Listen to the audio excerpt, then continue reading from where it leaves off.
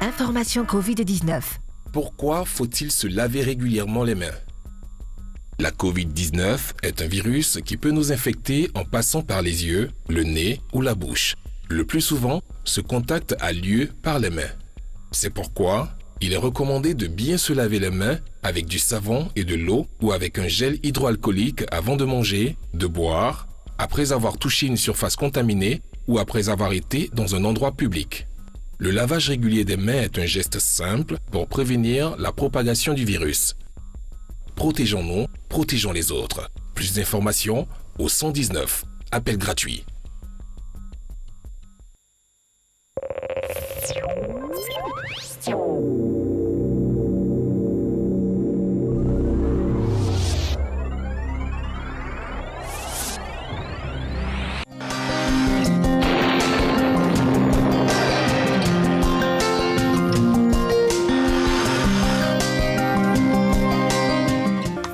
Mesdames et messieurs, bonjour. Le ciel sera généralement nuageux avec des pluies localisées en début de matinée dans les régions du littoral, du nord et du centre-ouest. Par la suite, le temps y sera progressivement ensoleillé et ailleurs, le temps sera dominé par un ciel généralement nuageux. Pour les variables, le mercure affichera 26 degrés à Abidjan et à Diaké, 25 degrés à Bondoukou, Boaké, Daloa et Dimbokro, 24 degrés à Gagnoa, 26 à Korogo, 25 degrés à Mont, 26 à Odiene, San Pedro, 25 degrés à Sassandra et Tabou et enfin 26 à Yamoussoukro. L'après-midi sera marqué par des formations de nuages denses qui occasionneront des pluies et des orages isolés au nord, à l'est et à l'ouest, en milieu ou en fin de période. Au sud, les effets de brise entraîneront des pluies localisées, des orages isolés dans le sud forestier et cette situation donnera des averses de pluie sur le littoral en fin d'après-midi. Passons aux températures. Le mercure affichera 32 degrés à Abidjan et à Diaké, 35 degrés à Bondoukou, Boaké, Daloa et Dimbokro, 34 degrés à Gagnoa, 35 à Korogo, 33 degrés à Mont, 35 à Odiene, 32 degrés à San Pedro, 31 à Sassandra et Tabou et enfin 35 degrés à Yamoussoukro. Ce fut un plaisir de vous donner ces informations sur le temps. Très belle journée à toutes et à tous.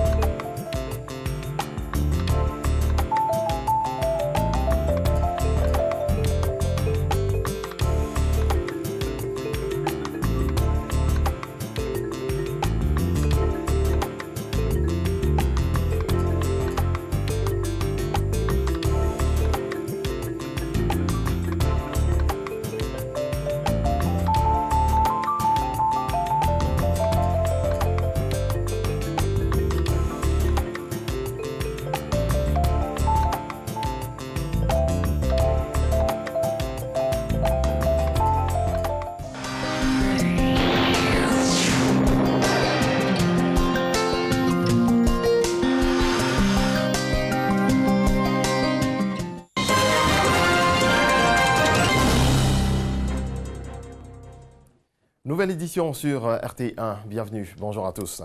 Démarrons par le Conseil des ministres qui a pris un décret qui fixe la date de la liste électorale sur la période du 10 au 24 juin, conformément à la législation électorale et sur proposition de la Commission électorale indépendante CEI. Ce sont plus de 11 000 centres d'enrôlement qui seront ouverts pour permettre aux requérants d'être plus proches de leur lieu d'inscription sur le fichier électoral. Ceux désireux de changer de lieu de vote auront la possibilité de le faire en ligne compte tenu de la pandémie du coronavirus.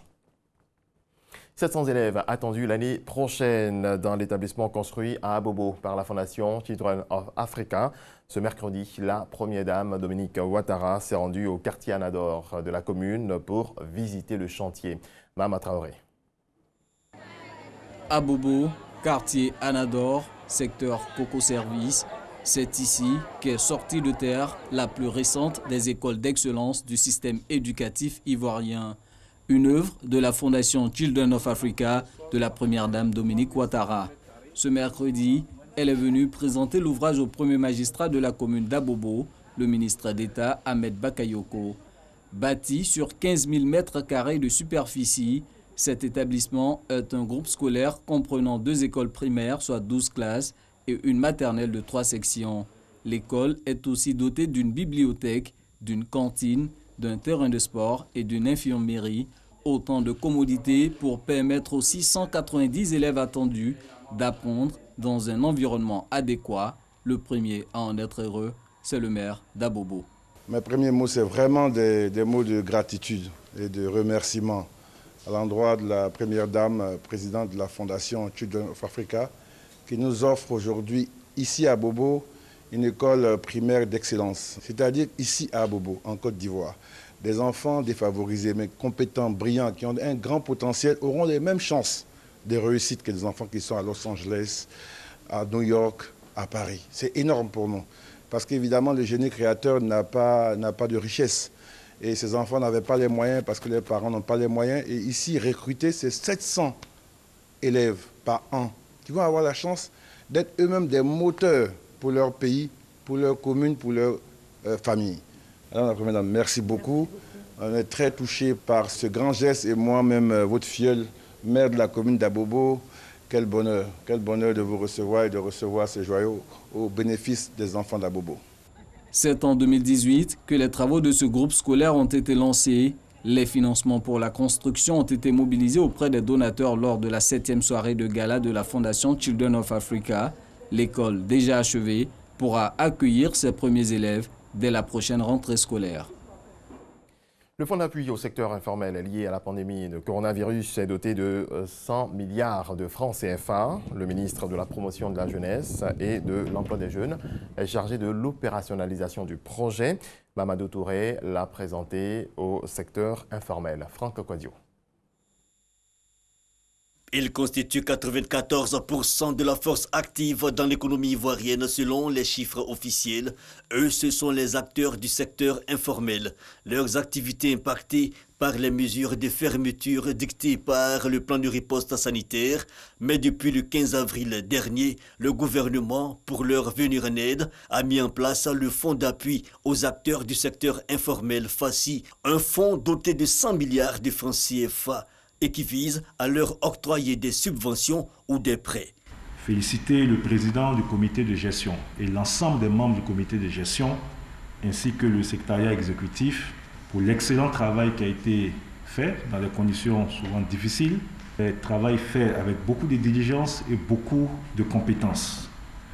Travail permettant aujourd'hui donc de traiter 2269 personnes. Nous sommes dans la phase transitoire qui a commencé depuis le 14 du mois passé et qui va se poursuivre jusqu'au 15 juin. Ce fonds initialement doté de 100 milliards de francs CFA, le gouvernement a bien voulu débloquer pour la phase transitoire 10 milliards de francs CFA. Et ces 10 milliards permettront de traiter 40 000 personnes sur l'ensemble du territoire national. Sont concernés par ce fonds tous les acteurs du secteur informel, tant les employés que les unités de production impactées par la Covid-19. Il suffit de s'inscrire sur le site www.faci.ci dans les agences et guichets emploi jeunes ou les représentations régionales des ministères sectoriels partenaires. À juste titre donc, Félix Aloblé, ministre de la Promotion des PME, et Moussa Sanogo, chargé du budget auprès du Premier ministre, ont mis un point d'honneur à remettre leur enveloppe entre 200 et 300 000 francs CFA à ces bénéficiaires du secteur informel qui s'étaient déjà inscrits auprès de leur tutelle comme impactés par la Covid-19. Pour ces derniers, c'est un soulagement. Je peux que dire merci au chef de l'État pour ce qu'il a fait, pour le geste déjà, qui va me permettre aussi de relancer encore mon commerce. Donc, je suis une vendeuse de graines à Bingerville. Je suis coiffeur décorateur. C'est vraiment plaisir parce que ça fait près de 3 mois que nous sommes fermés. Et normalement, nous reprenons mi-juin, le temps de réactiver un peu le réseau et puis nous allons réouvrir. Le fonds d'appui au secteur informel FACI est un programme de financement qui va s'étendre sur 45 mois, c'est-à-dire 3 ans et 9 mois. Coronavirus en Côte d'Ivoire, le nombre de malades a augmenté. 79 nouveaux cas enregistrés à la date d'hier, 16 guéris et un nouveau décès. Le bilan ivoirien du coronavirus fait donc état de 2556 cas confirmés sur 25 524 tests, 1302 guéris et désormais 31 décès. Sur le continent, le confinement strict en Afrique du Sud pose de nombreux problèmes à sa vaste communauté de migrants qui se retrouvent sans source de revenus depuis des semaines. Les aides du gouvernement sont de fait exclusivement réservées aux Sud-Africains. Pour ralentir la pandémie de coronavirus, l'Afrique du Sud vit depuis 2 mois sous confinement. Dans les quartiers les plus pauvres, nombre de ceux qui vivaient au quotidien de petits boulots enfin. Parmi eux, beaucoup d'étrangers venus du reste de l'Afrique tentaient leur chance dans la première puissance industrielle du continent. Un journaliste algérien, Sofiane Miraki, condamné à 8 mois de prison pour recel de matériel en lien avec des manifestations anti-régime, a été libéré mardi matin après avoir purgé l'intégralité de sa peine. Une vingtaine de personnes, dont des journalistes et des militants du Hirak, le mouvement de protestation populaire dont l'Algérie a été le théâtre durant plus d'une année, étaient présents devant la prison d'El Arak dans la banlieue sud d'Alger pour la sortie de Miraki. Et puis on termine en France. Les sénateurs ont approuvé hier l'application de traçage Stop Covid à quelques heures après le feu vert des députés destinés aux détenteurs de smartphones. L'application fonctionnera par Bluetooth et n'utilisera pas la géolocalisation. Elle alertera ses utilisateurs si ces derniers se sont trouvés à moins d'1 mètre et ce pendant au moins 15 minutes d'une personne contaminée par le coronavirus. Voilà, ainsi s'achève cette édition. Merci de votre attention. Retrouvez à présent Marco pour la suite de Matin Bonheur. Merci à vous, très cher Régis. Bonjour à toutes, bonjour à tous. Salut aux terres d'Espérance, pays de l'hospitalité. Le pays de Houphouët-Boigny vous accueille en ce 4e rendez-vous des matinales sur RTI1 en direct d'Abidjan avec toute l'équipe pilotée bien sûr par notre réalisateur Jacques Brou. Aujourd'hui, nous allons parler d'un thème assez déterminant, oui, parce qu'aujourd'hui, jeudi, nous parlons de santé à Matin Bonheur. Santé, nous allons parler d'alcool. C'est quoi l'alcool? Il y a 6000 ans, oui, 6000 ans du côté de la Mésopotamie, actuellement en Irak, il y a une femme qui a mis une bouillie au feu, une bouillie de céréales, et puis elle a oublié la bouillie de céréales, et puis elle est partie tout simplement vaquer à d'autres occupations. Quelque temps après, on a constaté, en diluant cette bouillie, en y ajoutant de l'eau, que ça produit de la bière. C'était là la première bière. Je ne sais pas ceux qui ont bu après, mais en tout cas, c'est comme ça qu'est née la bière. L'alcool aussi fait partie de l'histoire de l'humanité depuis la nuit des temps, parce que dans les tombes des pharaons, on découvrait aussi du vin, et la Bible mentionne également, bien sûr, la présence d'alcool. Pourquoi le mot alcool? Eh bien, c'est un mot qui est hérité des Arabes. On saura ça tout à l'heure lorsqu'on va recevoir le docteur Envo. Très, très heureux de vous retrouver, très chers téléspectateurs, pour cette cavalcade matinale. Attention, aujourd'hui, c'est la journée internationale de la santé des femmes. Lorsque les femmes sont prises en de bonnes conditions, lorsque les femmes sont épanouies, lorsque les femmes ont la santé, c'est tout un pays qui bouge de très bonne manière. C'est une journée d'action initiée depuis 1987 par le Costa Rica lors de la 5e rencontre internationale sur la santé des femmes. Cette journée d'action avait d'abord pour objectif de combattre la mortalité et la morbidité maternelle. Puis, elle a ensuite été orientée vers les problèmes d'accès à des services de santé de qualité, accès considéré comme un droit des femmes. On espère que toutes les femmes des pays qui nous regardent à travers le monde entier, que les femmes sont considérées. Les femmes, ce n'est pas seulement pendant les campagnes électorales qu'il faut vraiment aller vers elles en leur donnant des t-shirts, surtout dans nos villages, en milieu rural. Les femmes, c'est des programmes consistants, conséquents pour elles, afin qu'elles puissent s'épanouir. Et puis, on parle des femmes, parlons aussi des filles. Journée mondiale de l'hygiène menstruelle. Oui, ça concerne aussi nos jeunes filles. L'hygiène menstruelle, c'est une journée qui a lieu chaque année le 28 mai. Elle vise à briser les tabous et à sensibiliser à l'importance d'une bonne hygiène menstruelle chez les femmes et en particulier les adolescentes à travers le monde. Parfois, il y a des parents qui trouvent gênant d'évoquer ces sujets-là avec leurs enfants en bas âge. Mais non, il faut en parler, il faut discuter, il faut parler avec la jeune fille. C'est comme ça qu'elle construit sa sécurité sexuelle et surtout sa santé au niveau de son hygiène menstruelle. On ne le dira jamais assez, c'est très important d'en parler. Cette journée est à mettre en relation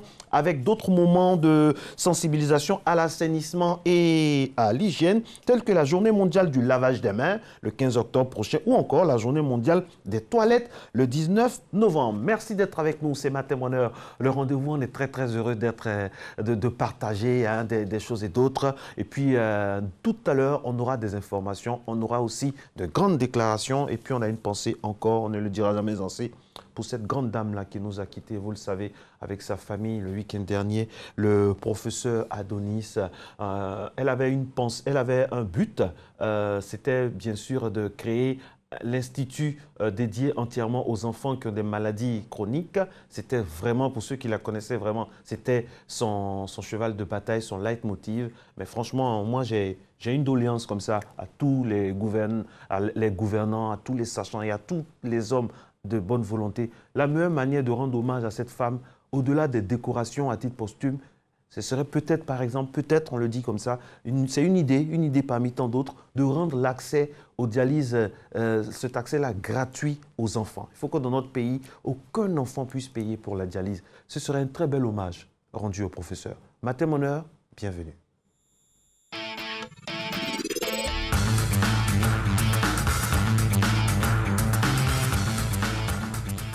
Bonjour, chers parents à la maison.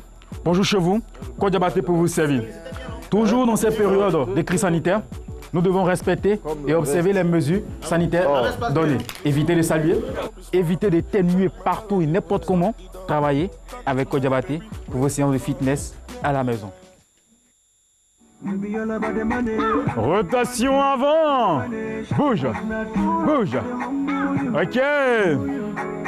Ouverture, fermeture. Ok. Ou ferme. Ok. Toujours avec bien sûr le sourire. Ok. Oh.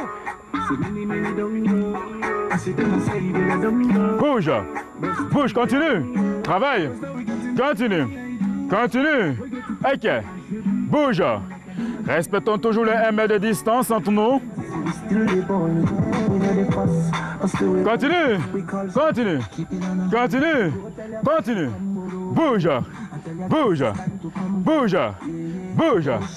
Bouge. Reste là. Ok. Tire. Déjà.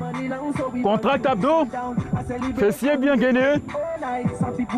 Pas de flexion au niveau des genoux. Change.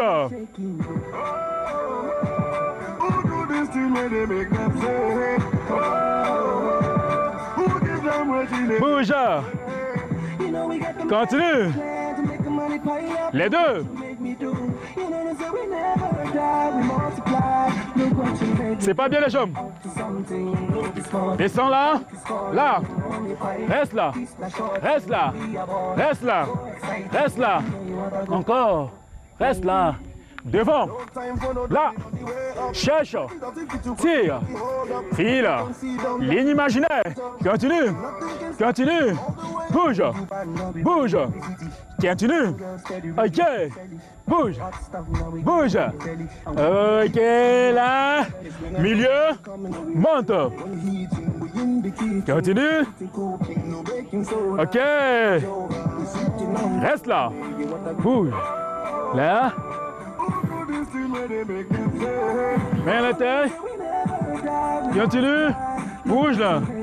Flexion genou.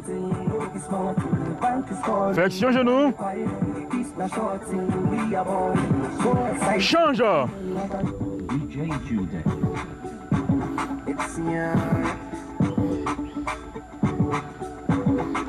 Les deux ensemble.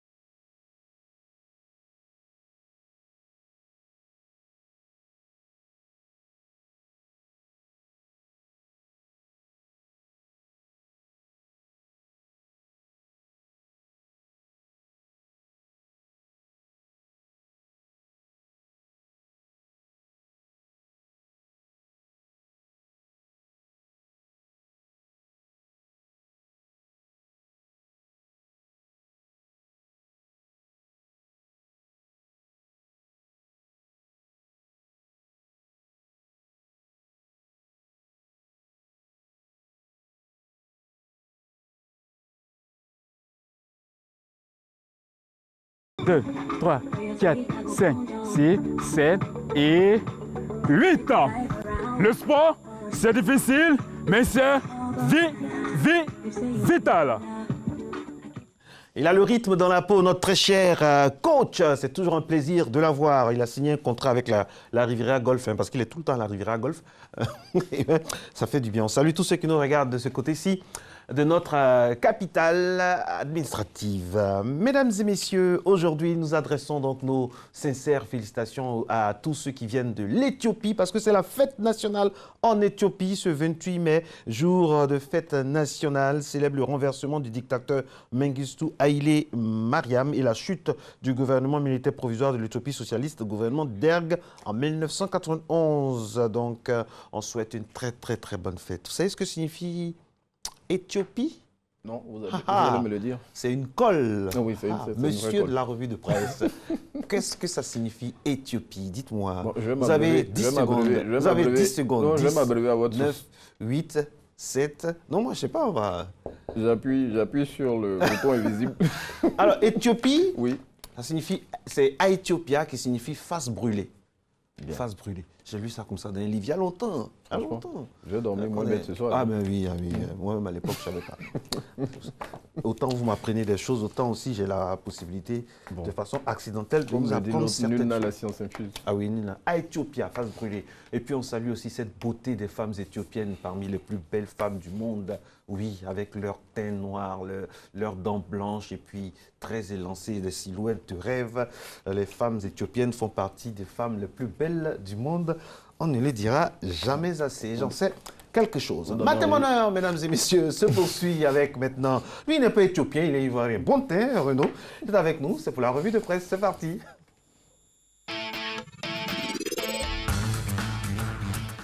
L'Éthiopien. Bonjour Renaud. Bonjour Marco. Vous êtes omnibulé par les femmes éthiopiennes comme moi? Elles sont belles, n'est-ce pas? Oui. Elles sont ravissantes. Hein. Bon, les Ivoiriennes sont toutes aussi belles. Oui. Mais parce qu'il y a des descendances. Hein. Il y a des descendances. Il y a des origines lointaines. Hein.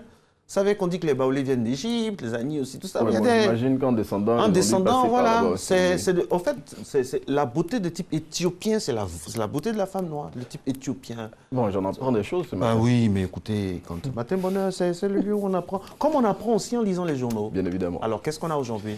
Bonjour à tous, eh bien, on va démarrer avec Soir Info qui nous apprend qu'un directeur de CHR a été débarqué par le ministre de la Santé et de l'Hygiène publique. Et c'est Soir Info, bien évidemment, qui le barre à sa une. Ce directeur en question, c'est celui du centre hospitalier régional d'Abangrou. Selon le confrère, l'homme a été révoqué de son poste la semaine dernière par le docteur Aka Wele, car le centre de santé qu'il dirigeait était dans un état de délabrement très avancé en raison de sa négligence.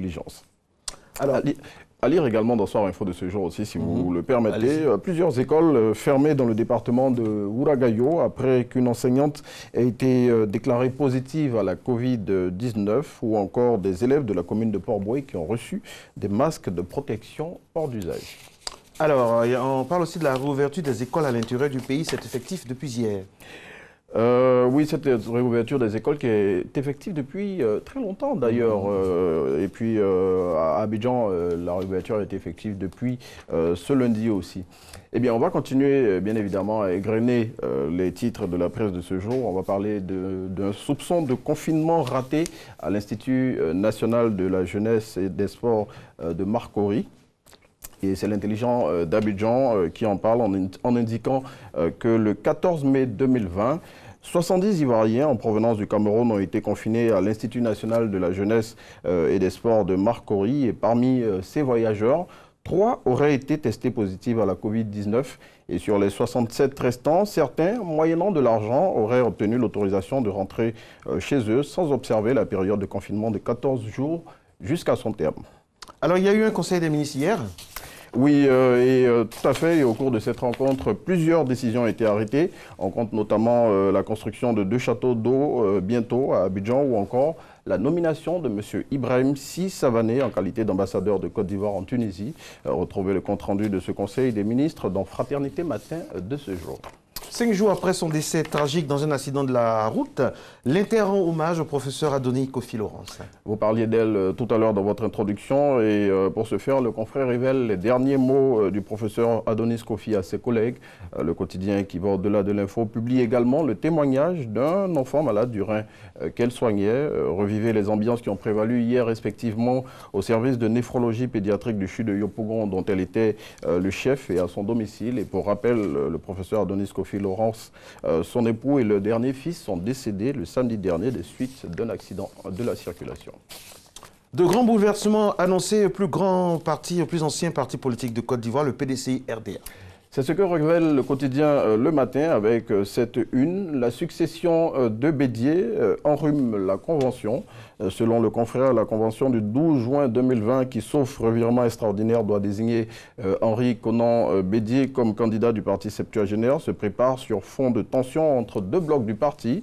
Ces blocs, à en croire le confrère, sont menés respectivement par Maurice Kakou Gikawe, secrétaire exécutif en chef du parti, et des jeunes loups au nombre desquels on compte notamment Kwadio Konan-Bertin, dit Kakabe. Ok, à suivre donc. Comment bénéficier du fonds d'appui au secteur informel, le fameux FACI? La réponse à cette question est à retrouver dans l'expression de ce jour, selon le confrère qui cite le ministre de la Promotion de la Jeunesse et de l'Emploi des Jeunes, Mamadou Touré. Tous les acteurs du secteur informel dont les activités sont ou ont été impactées par la Covid-19 peuvent bénéficier de ce fonds doté d'une enveloppe de 100 milliards de francs CFA. Plus de précision dans l'expression. La distribution des cartes nationales d'identité démarre la semaine prochaine. C'est l'annonce faite hier par le directeur général de l'Office national de l'état civil et de l'identification ONESI, selon Sitioni Nyenon Kafana, qui est cité par l'expression.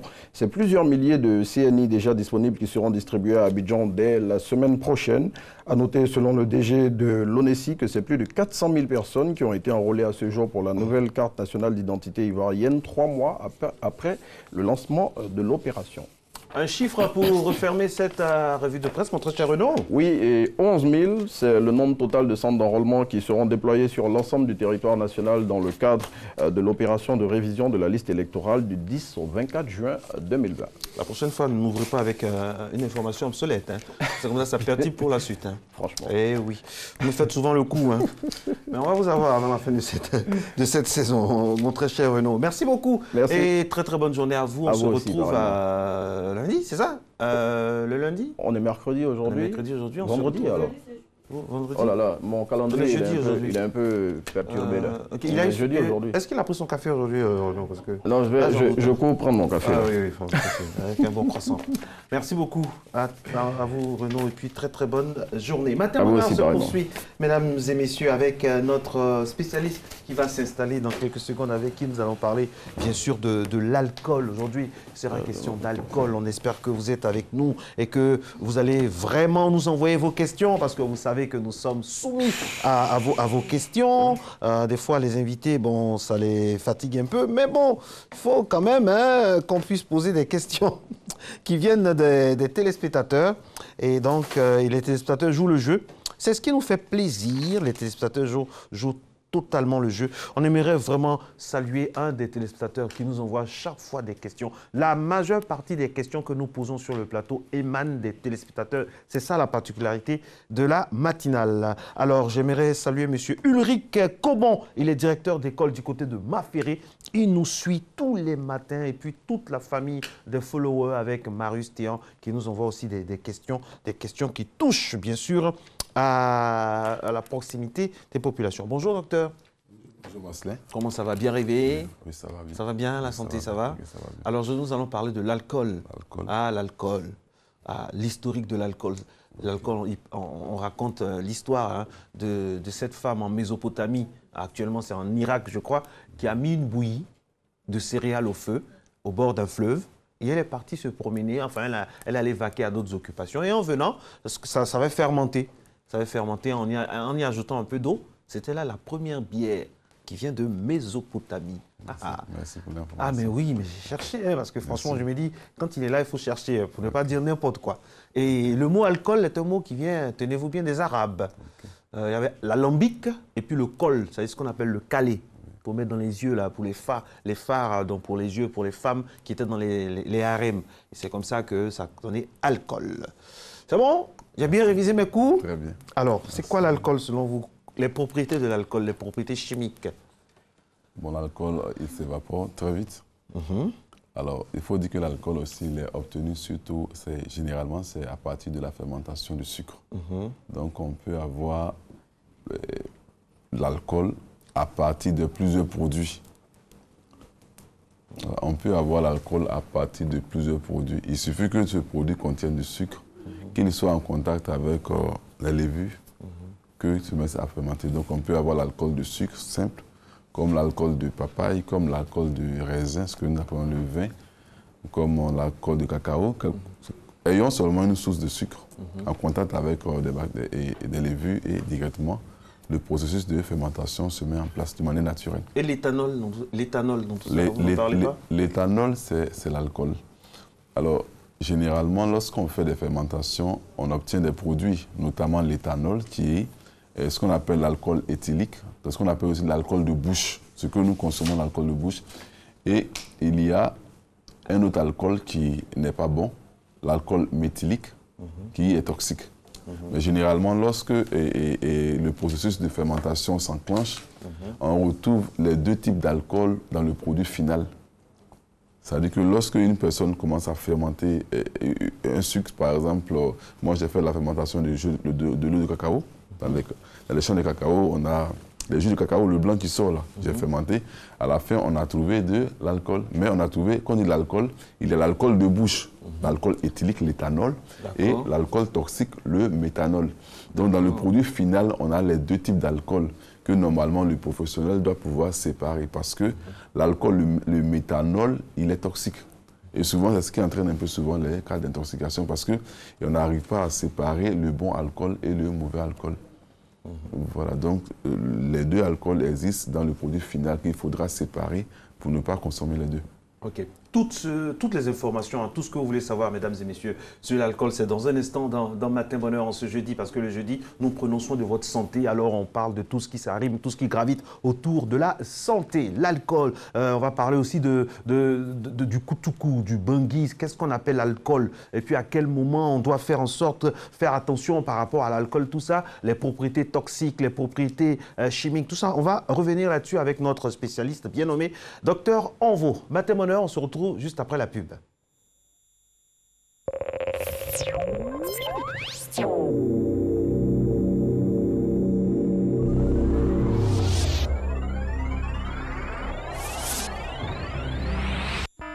Information Covid-19. Pourquoi faut-il se laver régulièrement les mains? La Covid-19 est un virus qui peut nous infecter en passant par les yeux, le nez ou la bouche. Le plus souvent, ce contact a lieu par les mains. C'est pourquoi il est recommandé de bien se laver les mains avec du savon et de l'eau ou avec un gel hydroalcoolique avant de manger, de boire, après avoir touché une surface contaminée ou après avoir été dans un endroit public. Le lavage régulier des mains est un geste simple pour prévenir la propagation du virus. Protégeons-nous, protégeons les autres. Plus d'informations au 119. Appel gratuit.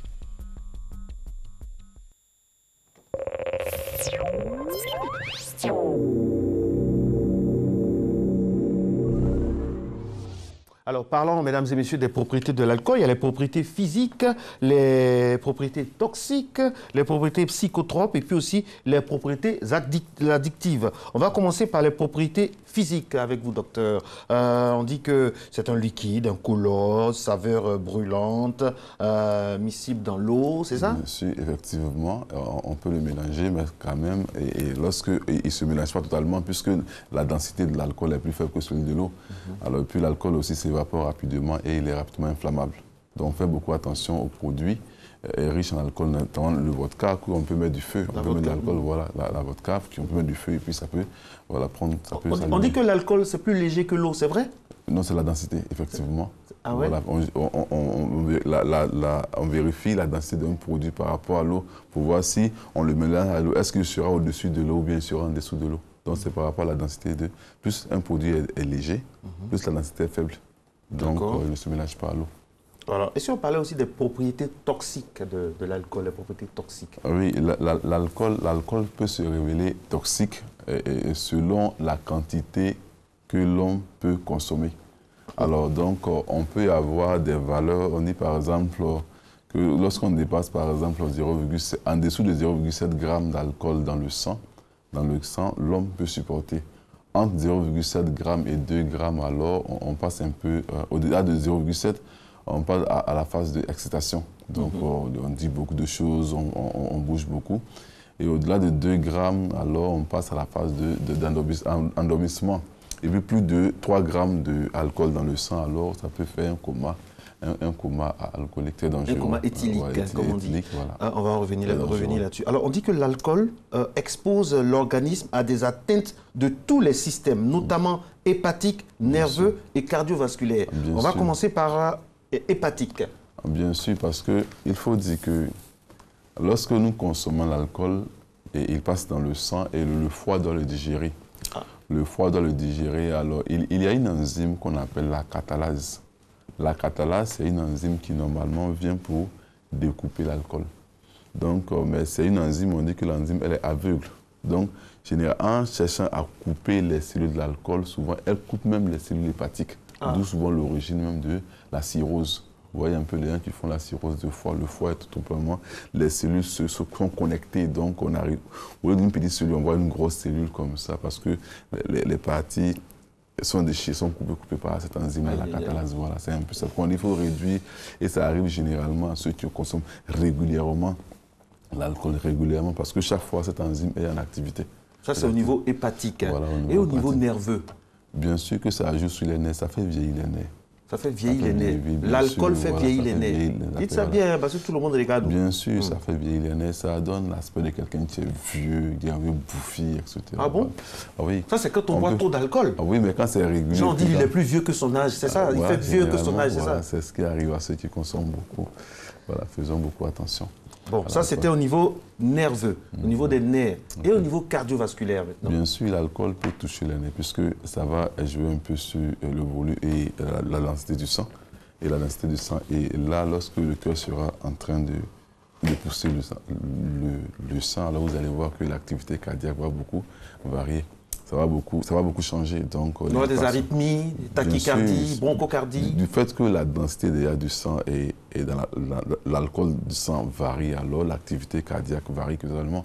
Donc, bon, ça, les cardiologues sont bien placés pour donner un peu ces différences. Vous travaillez régulièrement avec eux. Qu'est-ce qu'ils vous disent relativement à l'alcool? Quand vous devez établir, par exemple, des régimes, est-ce que vous permettez, par exemple, qu'un de vos patients puisse au moins boire un verre de vin à table? Déjà, ça, c'est pas déconseillé. C'est pas déconseillé, c'est l'excès.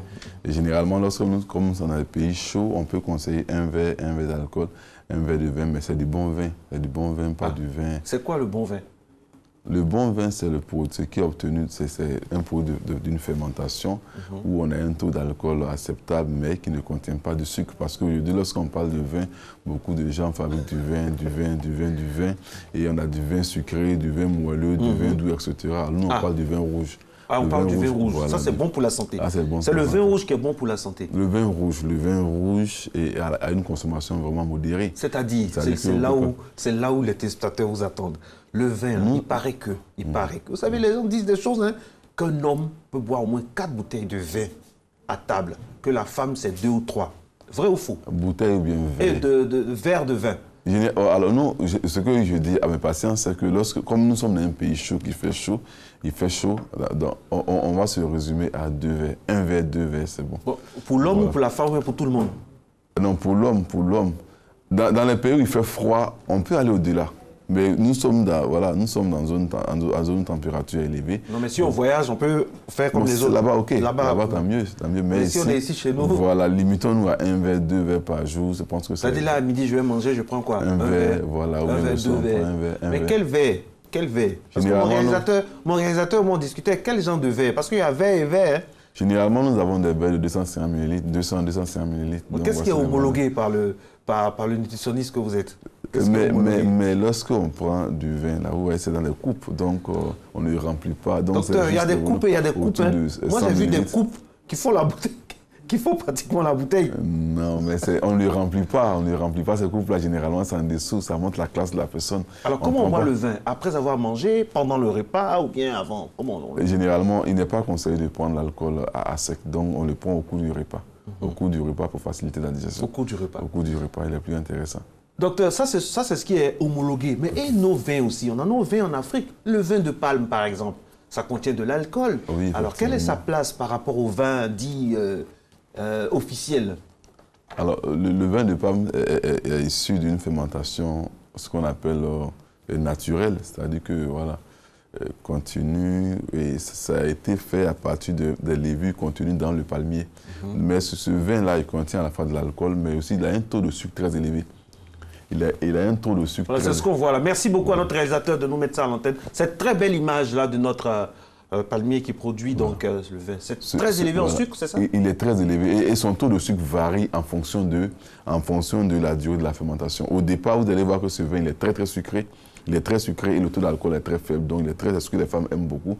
Au fur et à mesure. C'est ça le bandit des femmes. Voilà, parce que le taux d'alcool est très faible et le taux de sucre est élevé. Et le bandit amer. Il y a un bandit amer aussi. Voilà, c'est au fur et à mesure. C'est l'Annie qui parle. Au fur et à mesure que les jours passent, ce sucre est transformé en alcool. Donc, on observe ici, il y a une diminution du taux de sucre, il y a une élévation du taux d'alcool. Et ce alcool, il est sec, il est dur.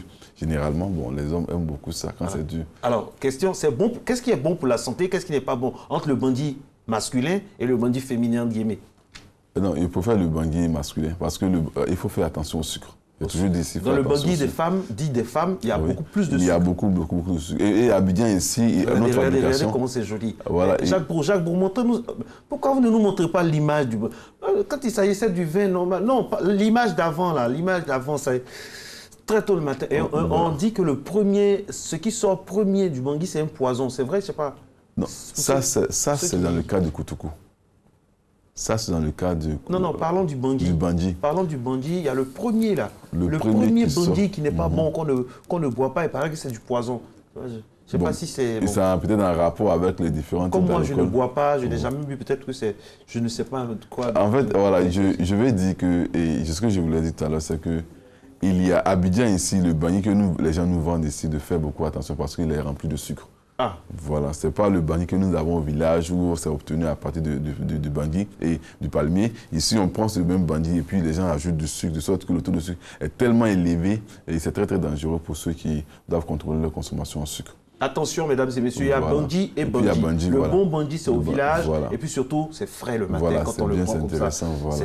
Enfin, pour ceux qui boivent. Alors, dites-nous, docteur... on a le vin de palme, le chapalo aussi. Voilà, il y a le vin de palme. Ça, c'est le bandit, on en a parlé. Oui. On a le chapalo aussi pour nos amis qui sont Lobby, voilà, un peu ça, voilà, etc. Salut mes amis, côté de Katiola, voilà, ça c'est à partir du 1000. À partir du 1000 qu'on fait le chapalo. Il est intéressant de donner chaque fois le nom et l'origine. Voilà, donc lorsqu'on parle du chapalo, on parle du 1000. Lorsqu'on parle, par exemple, du bandji, on parle du vin de palme. Quand on parle du saké, chez les Chinois... c'est le chapalo. La bonne dame est en train de le confectionner. Voici le chapalo. Voilà, le chapalo. Qu'on retrouve aussi au Burkina Faso, dans un bon nombre de pays africains. Donc, on a ces différents accompagné d'une bonne viande de porc, pour certains. On a ces différents produits-là que, voilà, donc, selon l'origine, on détermine les différents types d'alcool. Soit, c'est le saké. Le saké, c'est l'alcool obtenu à partir du riz. Du riz, ça, c'est les Japonais. Les Japonais, voilà. Donc, c'est un peu ça, nous avons. Donc, dans tous les cas, lorsque nous avons une source de sucre, il suffit de mettre une batterie et la fermentation s'enclenche tout seul. D'accord. Et si on parlait aussi du koutoukou? Parce que vraiment, le koutoukou, scientifiquement même, c'est quoi son nom, le koutoukou? Comment on appelle ça scientifiquement? Le koutoukou, c'est de l'alcool pur. C'est de l'alcool pur. C'est de l'alcool pur. Voilà, l'alcool pur. Mais bon, quand il dit pur, c'est un guillemets. Parce que lorsqu'on voit un peu les conditions dans lesquelles ça a été fait, ça a été produit, alors on va douter un peu que la pureté est un guillemets parce que voilà, les conditions d'hygiène ne sont pas respectées et puis encore dans quelles conditions c'est fabriqué. Vous voyez souvent on les fabrique dans les barriques où on a de la rouille, de sorte que souvent quand le produit final arrive, lorsqu'on dose, on peut trouver souvent des oxydes de fer. Donc souvent c'est pas trop pur. Donc le koutoukou c'est un produit obtenu après distillation du bandji. Le koutoukou est obtenu après distillation du bangi. C'est-à-dire que d'abord, la première étape de la fabrication du koutoukou, c'est la fermentation du vin de palme, donc du sucre de palme. Donc, on a le palmier qui va produire du vin de palme. Lorsqu'on a le vin de palme, alors les fabricants vont soumettre ce vin-là de palme à une fermentation bien poussée. Bien poussée, on n'arrive même plus à boire, tellement le taux d'alcool est très élevé. Et alors, on va se mettre à une distillation, c'est-à-dire qu'on va élever la température. Alors, comment ça se fait? Dans les pays développés où on fabrique du vin, il y a des appareils qui permettent de calibrer. Tout à l'heure, je disais que lorsque, à l'issue de la fermentation alcoolique, on obtient différents types d'alcool, notamment l'alcool éthylique, l'alcool de bouche et l'alcool méthylique, l'alcool toxique, donc le diesel, là, ce qu'on prend pour mettre dans les carburants aujourd'hui. Alors, cet alcool-là, il est toxique. Parce que souvent, ça s'appelle le premier degré. Donc, dans les pays développés où les moyens sont là, on arrive à séparer les deux types d'alcool. Puisque le premier alcool, l'alcool méthylique, celui qui est toxique, il s'évapore à 65 degrés, à 69 degrés. Voilà, à 69 degrés, à 65 degrés. Voilà, vous voyez un peu? Alors, il s'évapore à 65 degrés. Et l'alcool de bouche s'évapore à 79 degrés. Et normalement, on doit calibrer d'abord le thermostat à cette température-là pour évacuer d'abord le premier alcool qui est toxique. D'abord, c'est comme ça. C'est-à-dire que lorsqu'on, à l'issue de la fermentation, élimination, il y a un qui n'est pas bon. Oui. Celui qui est à 65 degrés, il est toxique, il n'est pas bon. Okay. Et c'est celui qui est à 79 degrés qu'on peut boire. C'est l'alcool de bouche qu'on peut boire. Mais comme ici, dans notre région, les personnes n'ont pas les moyens, donc ils fermentent tout en même temps. Quand ils fermentent tout, alors on se retrouve dans le produit final avec des deux types d'alcool. L'alcool qui est toxique, le méthanol, et l'alcool de bouche. De sorte qu'aujourd'hui, on assiste à beaucoup de cas d'intoxication dans ce que nous voyons. Voilà. Lorsqu'on voit un peu des cas d'intoxication un peu dans les régions, on dit qu'ils ont bu, ils sont morts après du coup. Généralement, voici l'origine. Mais il y a des gens, notamment du côté d'Adiaké, d'Assini, tout ça, qui soutiennent qu'il y a du bon koutoukou bien fait. Par exemple, il y a le koutoukou de rognier, koutoukou de palmier, je ne sais pas, vous savez ça? Oui, effectivement, voilà. Non, quelle que soit la source de sucre. Est-ce qu'il peut y avoir du bon koutoukou? Parce que parfois, c'est ajouté à des médicaments, à des racines, qui peuvent faire du bien, qui peuvent soigner. Donc, comment ça se passe? Expliquez-nous un peu ce côté-là. Alors, non, je disais qu'à l'issue de la fermentation, on a deux types d'alcool. Il y a un qui est toxique, il y a un qui est bon. Okay. L'alcool éthylique, l'alcool de bouche, ce qu'on boit, et l'alcool méthylique qui est toxique. Donc il faut qu'on arrive à séparer les deux lors de la distillation. Et c'est parce que ces personnes qui font cette distillation n'ont pas les moyens de calibrer, bien séparer. D'abord à 65 degrés et puis à 79 degrés, souvent ils font tout en même temps. Ils élèvent la température, alors les deux types d'alcool sont distillés et on se retrouve à la fin. Mais si vraiment les conditions d'hygiène, avec l'expérience des parents, si vraiment les conditions de distillation sont bien maîtrisées, ils arrivent d'abord à éliminer d'abord d'un premier temps l'alcool méthylique. Voilà. D'abord ils l'évacuent et après maintenant ils font une fermentation autour de 80 degrés pour obtenir l'alcool éthylique. Ça c'est l'alcool pur. Lorsque c'est obtenu, alors, quelle que soit la source de l'alcool, si c'est du rognier, c'est du bangui, etc., alors on peut avoir de l'alcool pur. Mais là encore, ça c'est le côté alcool. Dans quelles conditions un peu la distillation a été faite? Si vraiment ça a été fait dans les barriques où on trouve encore les traces de fer, les traces de rouille, vous allez voir que cet alcool qui sort là n'est pas, puisqu'il contient encore des traces de rouille. Et la rouille, c'est toxique. Les toxiques, donc c'est un peu ça. Sinon, si ces conditions sont respectées, qu'on a l'alcool pur, alors l'alcool est un bon extracteur.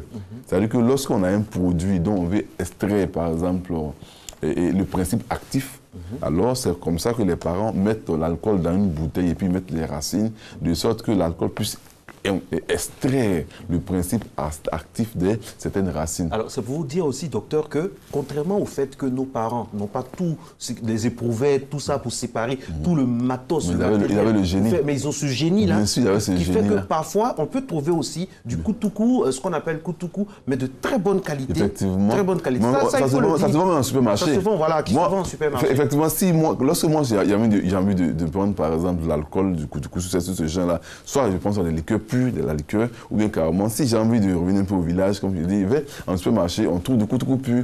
Et généralement, moi je le prends, souvent lorsque je prends du koutoukou, je le prends avec un mélange. Je prends par exemple, voici ma préparation personnelle, je fais comme ça. Je vais donner pour moi aussi après. Voici comment je fais le mien. Alors moi, vous savez que... Mesdames et messieurs, confession d'un docteur qui voit du koutoukou, oui, allez-y. Ouais, est-ce que moi je fais ça? Non, je prends mon koutoukou d'abord au supermarché, il est pur. D'abord, je le prends au supermarché, il est pur. D'accord. Mais comment je ne le prends pas sec. Voilà comment je le prends. Je le prends comme ça. Je prends par exemple, vous savez que le cacao est très riche en polyphénol. Le cacao a un pouvoir antioxydant très élevé. Absolument. Donc je le prends généralement, je prends la poudre de cacao qu'on vend au supermarché et moi je le mets dans mon koutoukou. Je laisse 1 jour, 2 jours. Et au réfrigérateur? Non, je le laisse là, je le laisse à température ambiante. Je le mets dedans, je le mets là, 2 à 3 cuillères dans 1 litre. Je le garde 2 jours, 3 jours après. Je pense que l'alcool a extrait le principe actif et c'est comme ça que je le consomme. Donc je fais alcool plus polyphénol. Et ça rajeunit, ça reste jeune, on reste jeune. Alors moi je vous dis, j'espère que c'est licite. Quand 2 amis, c'est tout. Quand 2 amis se retrouvent sur un plateau. Non, en fait, moi c'est le kiwi. Je découpe le kiwi en dés avec de la limonade. Et puis j'ajoute aussi un peu de koutoukou dans une bouteille avec des glaçons et enfin que je mets tout au réfrigérateur et je bois le lendemain. Et l'alcool, c'est pas bon pour la santé. Non, c'est pas bon. C'est bon, quoi. Non, mais on ne sentira jamais si docteur Ambo qu'il a bu de l'alcool, qu'il est saoulé. Ça se saoulé qui est avec modération. Voilà.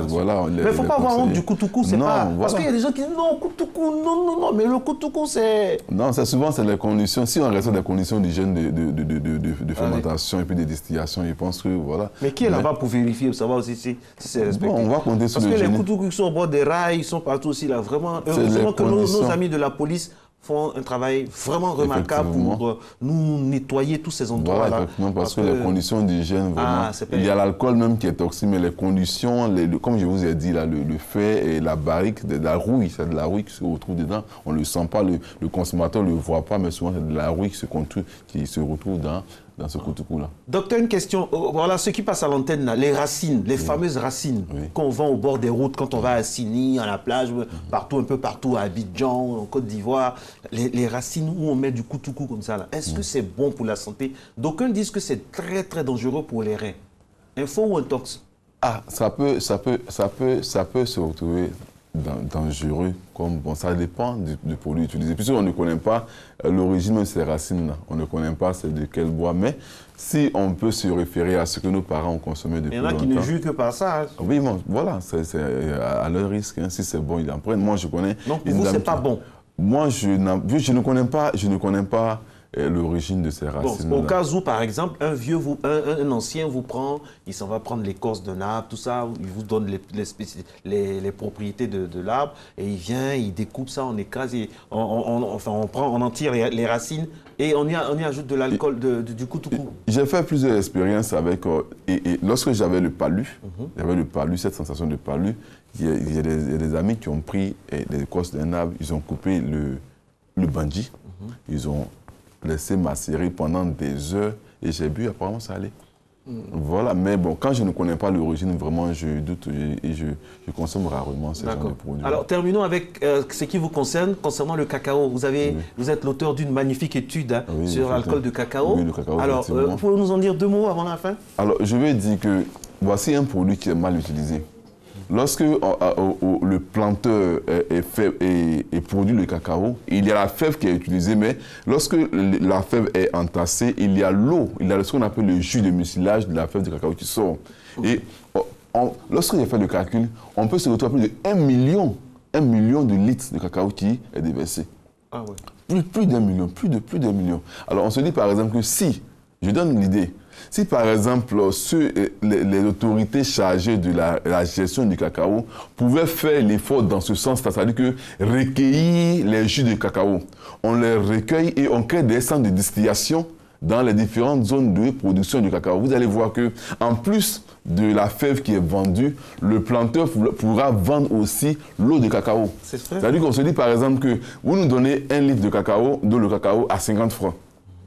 Vous voyez un peu, c'est-à-dire que lorsqu'on dit en Côte d'Ivoire, nous produisons plus de 1 million 200 000 tonnes de fèves sèches en Côte d'Ivoire l'année. Lorsqu'on veut remonter à la matière fraîche, vous allez voir que ce sont des milliers de litres de jus de cacao. Donc si on dit au planteur, en plus de payer la fève, on va payer l'eau de cacao. Même ne serait-ce que le payer à 25 francs le litre, vous allez voir que le planteur va venir avec des bonbons de litre de cacao. Moi j'ai travaillé sur le cacao. L'eau de cacao a un taux de sucre proche de 17% de sucre. Il va parfois à 20% de sucre. Et lorsqu'il est fermenté avec mes conditions rudimentaires, il me suis retrouvé à plus de 8% d'alcool. Lorsque j'ai fait le vin d'alcool, je me suis retrouvé à plus de 8% d'alcool. C'est-à-dire que si les conditions étaient réunies, je pouvais aller jusqu'à 14 à 20% d'alcool. Et vous allez voir qu'aujourd'hui, l'alcool coûte cher. L'alcool, en pharmacie, on vend de l'alcool. Oui. Les gels hydroalcooliques. Voilà. Donc lorsqu'on parle d'alcool, ce n'est pas forcément l'alcool boire se saouler. Ben oui, mais on peut utiliser cet alcool-là, l'alcool de cacao, là, à des fins médicinales. À des fins thérapeutiques. Voilà, thérapeutique. Donc vous voyez par exemple qu'au lieu de verser l'eau de cacao comme nos parents ont toujours fait, on peut se charger de la chaîne de cacao, on peut vous dire, on veut acheter l'eau de cacao, venez, on va le congeler.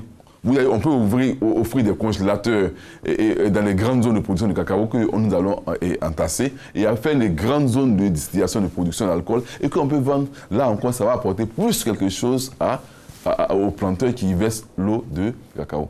Au lieu de le verser, il faut le recueillir. Donc depuis là, on ne savait pas ça? En tout cas, vraiment, c'est mal utilisé. C'est un sous-produit très très mal utilisé. Puisqu'il n'est jamais trop tard pour bien faire, voici une occasion de gagner de l'argent et surtout soutenir nos parents qui souffrent des affres de cette valse des prix et tout ça, des problèmes inhérents au secteur. Ce serait bien, pourquoi pas? Alors, c'est une très bonne idée. Et lorsqu'on fait, il coûte encore plus cher même que la fève de cacao. Je vous le dis, j'ai fait l'estimation, il coûte encore plus cher. À vous entendre parler, on dirait que vraiment, votre vigueur, tout ça a été l'objet de ma thèse, ça a été l'objet de ma thèse et vraiment, c'est ça que j'ai fait ma thèse de doctorat. Et encore, si on veut quantifier, combien ça peut rapporter comme ça à la filière? Parce que je vous assure que les gens aiment les chiffres.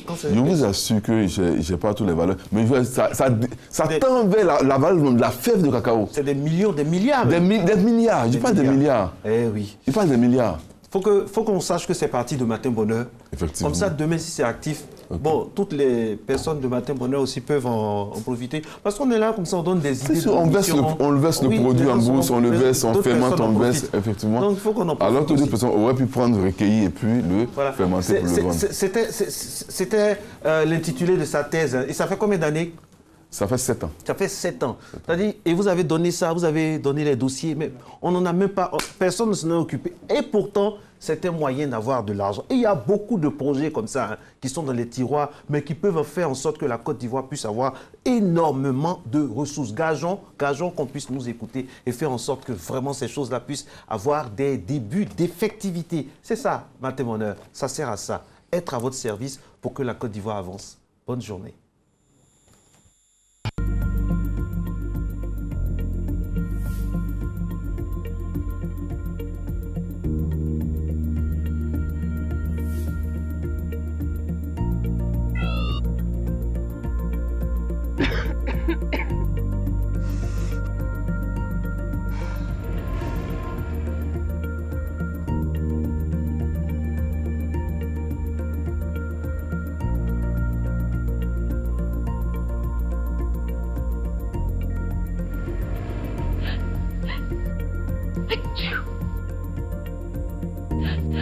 Hey!